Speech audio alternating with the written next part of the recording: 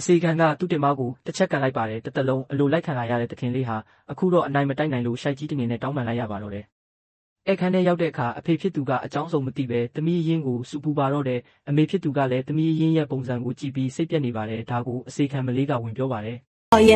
夫人明珠小姐再优秀留的也不是沈家的血大小姐是夫人怀胎10月所诞下的女儿承载着您与夫人的期望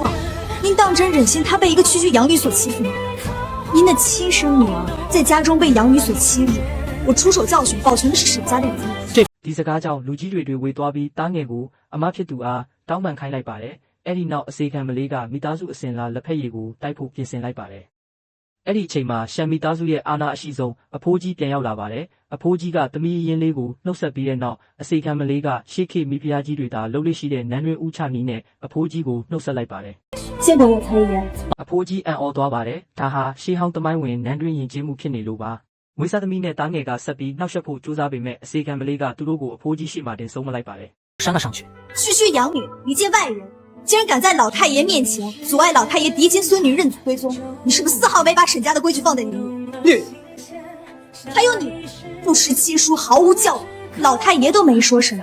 轮得着你在这儿对大小姐指指点点的吗ဖိုးကြီးဟာအစီခံမလေးရဲ့အပြောဆိုနဲ့အပြုမှုကိုသဘောကျသွားပြီးနင်ကငါမြေ3ယောက်စလုံးကိုယဉ်ကျေးမှုနဲ့အနေထိုင်တင်ပေးရမယ်။ကျောင်းကိုလည်းအတူတူလိုက်သွားရမယ်လို့အမိန့်ပေးလိုက်ပါတယ်။ဒါပေမဲ့မွေးစားသမီးကတော့အကြံရုပ်တစ်ခုကိုကြံစီထားပါပြီးကျောင်းတက်တဲ့နေ့မှာသမီးရင်းလေးမှာကျောင်းဝတ်စုံမရှိအောင်သူ့မောက်ကဖျောက်ထားလိုက်ပါတယ်။နေလိုတောသားကဒီလိုကျောင်းမျိုးနဲ့မတန်ဘူးလို့လှောင်ပြောင်းနေတော့အစီခံမလေးကအနောက်ကနေရောက်လာပြီးတခင်မလေးရဲ့ဝတ်စုံကိုနင်းဖြောက်ထားတာငါသိတယ်ဒီလိုအောက်တန်းကျတဲ့ညီကိုသုံးမတော့ငါလက်ကိုမညာဘူးလို့မပြောနဲ့တော့